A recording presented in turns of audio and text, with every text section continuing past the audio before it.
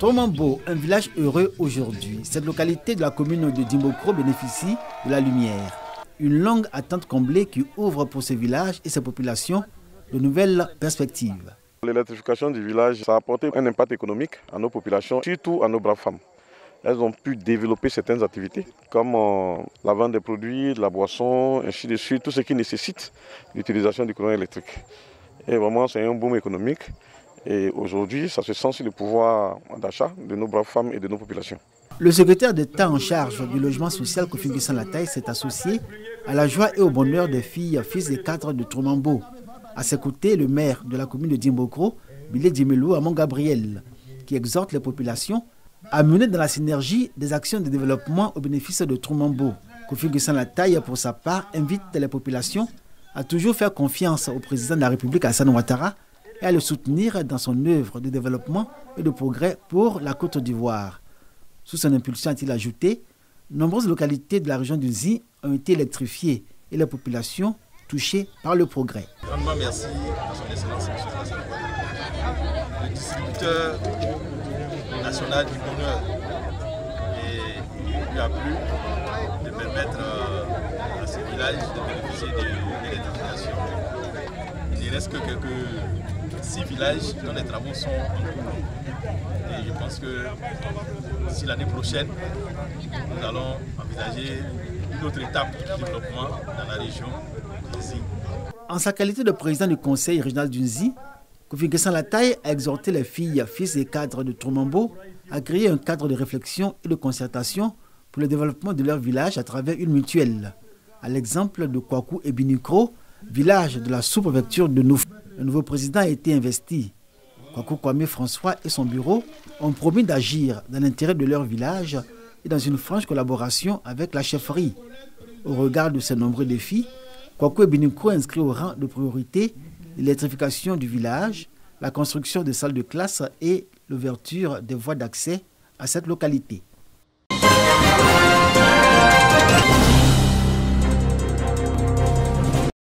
Le Fonds d'appui aux initiatives des organisations de la société civile veut renforcer leur capacité à participer au dialogue avec les pouvoirs publics et au développement régional avec des subventions allant de 2 à 5 millions de francs CFA. On est très contente de recevoir cette somme par le président du conseil régional de Bondoukou. Je viens de recevoir un chèque de 5 millions de la main du conseil régional de Bondoukou. Nous œuvrons dans le domaine du reboisement. Et c'est un sentiment de joie, de satisfaction pour nous. Je voudrais vraiment dire merci aux autorités qui ont œuvré afin que nous puissions rentrer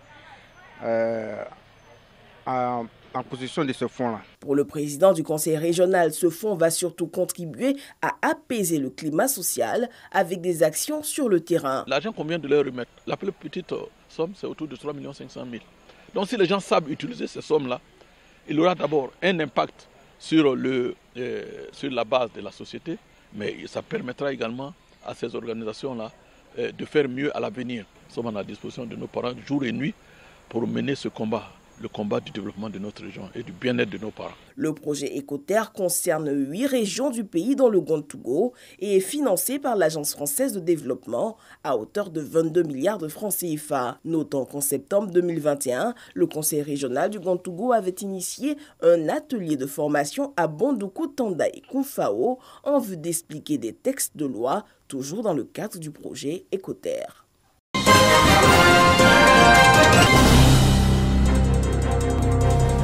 Sur les artères de la ville d'Aboisseau, les associations et mouvements de femmes scandent leur refus de continuer à accepter les violences faites aux femmes. La présidente du Conseil national des droits de l'homme et les autorités préfectorales participent à la marche. Jeudi 25 novembre, un jour important pour les femmes, mobilisées contre les violences faites aux femmes et aux filles. Le Conseil national des droits de l'homme se donne 5 jours d'activisme pour susciter l'engagement des femmes et interpeller toutes les forces vives de la lutte contre les violences faites aux femmes et aux filles, et aussi contre le VIH-Sida. Il y a une loi qui est sur la table des députés pour protéger les femmes contre les violences domestiques. C'est-à-dire si on t'a frappé, coup de poing, excision. Si tu as violé une fille mineure, elle n'a pas 18 ans, tu vas en prison et puis c'est à vie. Les brimades des femmes, les viols et toutes les autres formes de violence à l'égard des femmes et des filles ont atteint des proportions inquiétantes. À la date du 2 novembre 2021, le CNDH a enregistré 70 cas de violence conjugale, 110 cas de viol et 380 000 personnes vivant avec le VIH-Sida. Cette frange de la population, comme les femmes de Boisseau, dit non, ça suffit. Et leur mobilisation est soutenue par ONU-SIDA. La façon dont on fait la prévention du VIH, il faut que ça soit intégré aussi avec la prévention de la violence. Il faut travailler ensemble et discuter des problèmes ensemble. Et c'est ce que vous avez très très bien fait, mais il faut le continuer parce qu'il y a encore beaucoup de choses à discuter. Le CNDH et ONU-SIDA appellent la communauté à agir, à se constituer, selon l'expression de la ministre en charge de la femme, de la famille et de l'enfant, bouclier de prévention et rempart contre les violences à l'égard des femmes et des filles.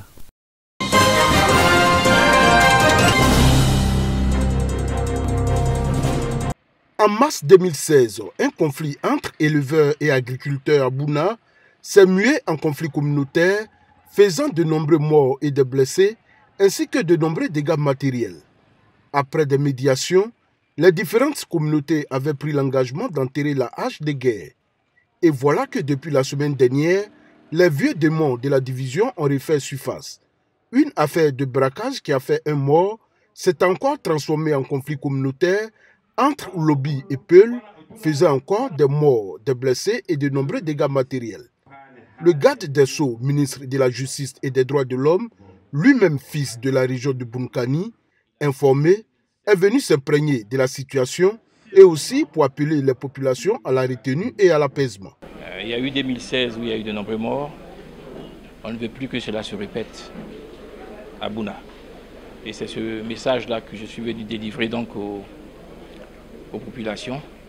Demander à la communauté Lobby de ne pas se rendre justice en cas de dommage et demander à la communauté Peul de vraiment s'approcher des autres communautés avec qui elle est amenée à vivre et surtout d'éviter qu'on en arrive à la situation qu'on a commencé à connaître. Les communautés Lobby et Peul qu'il a rencontrées séparément ont encore pris l'engagement de mettre fin au conflit. Monsieur le ministre, croyez-nous, nous sommes et demeurons une communauté éprise de paix et très sociable, engagée pour la cohésion et le vivre ensemble. Nous continuons notre campagne vis-à-vis des nôtres et sommes prêts à participer à toute activité commune pour la paix et la cohésion sociale.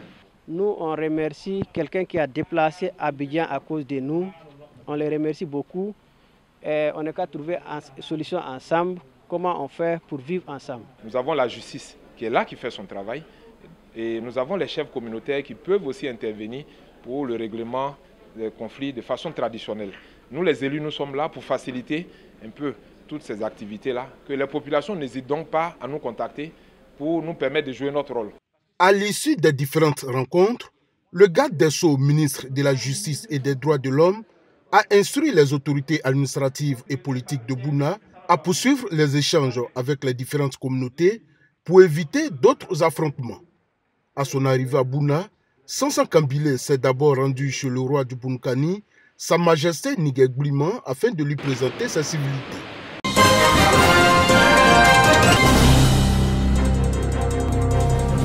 La paroisse Saint-Pierre de Ravia, 70 années d'évangélisation, 70 années que les peuples Ngban et Nzipli ont accepté le Christ. L'événement se fête du bon monde pour célébrer l'anniversaire de l'arrivée en 1951 du révérend Père Claude Lazinier pour annoncer la bonne nouvelle. Pour la messe anniversaire, Monseigneur Alexis Youlot-Touabli invite les fidèles à davantage de prières et de foi. Que ce peuple, Nzipli et Ngban, soit toujours un peuple debout. Parce que quand le Christ arrive quelque part, c'est pour remettre l'homme debout, puisqu'il est lui-même l'homme debout. Aux côtés des fidèles, le président du Sénat, Jano Aoussou-Kouadio, fils de Ravia, dont la vie se confond à l'arrivée du christianisme dans la localité. Ces 70 ans coïncident avec ma naissance. C'est-à-dire au moment où le Christ venait à Ravia, je suis né.